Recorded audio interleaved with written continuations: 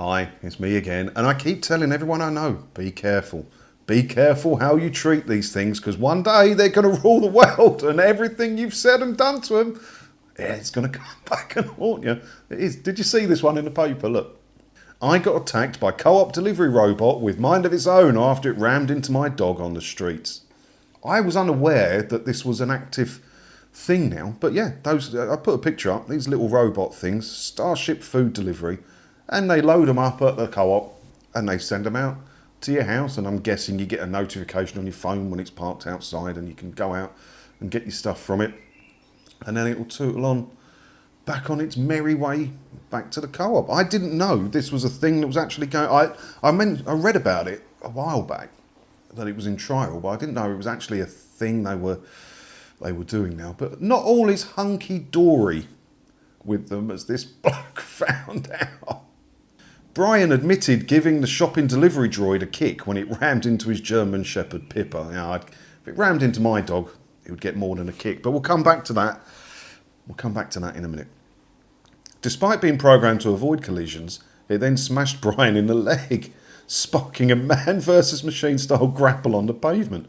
Brian, whose neighbour's doorbell cam captured the incident, told the Sun it came towards me at considerable speed and hit Pippa, who's 12 and a bit doddery. I thought, I'm not having that, and I admit I gave it a bit of a kick before taking my dog out of harm's way. Yeah, he's probably within his rights to do that. I don't want to say too much for the point I'm going to come to in a minute. Anyway, I ended up shoving it onto its side, but then it triggered its alarm and it started making a terrible racket. He then picked it up, put it back on its wheels, and it doddered off with his alarm going off back to its co-op, as apparently it's programmed to do. So he goes to the co-op, asked to speak to the boss, and the boss said, look, but he claimed the manager told him it's not his responsibility. Whose responsibility is it then? It's worrying though, isn't it? It's worrying. And the Sun have very helpfully come up with an infographic on how to avoid robot attacks. Go up some stairs, climb a tree, cross the street. But don't back away. The robot might give chase. Don't fight back. This will antagonize it. Don't tip the robot on his side. This will trigger its distress signal to Robot HQ. Yeah, and if you're not careful, it won't be long before that distress signal triggers back up. And you get all the robots coming and ganging up on you. AI and robots, they're going to take over the world. I'm not being some weird conspiracy theory. It's going to happen, right? And there's a girl at work, and they had an Alexa. I don't like an Alexa being anywhere near me. I don't want to be spied on by Amazon, thank you very much. But there was an Alexa there, and she used to swear at it, or, she'd never say please and thank you.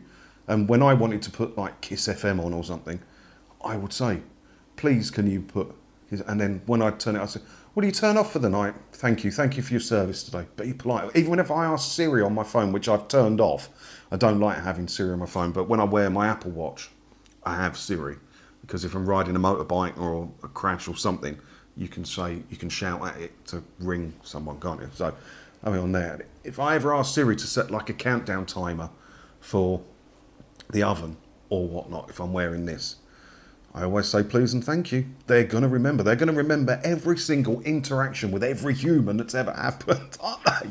And when they take over, those ones that were rude to it or kicked the shopping robot over, they're going to be first in the coal once Armageddon Day comes.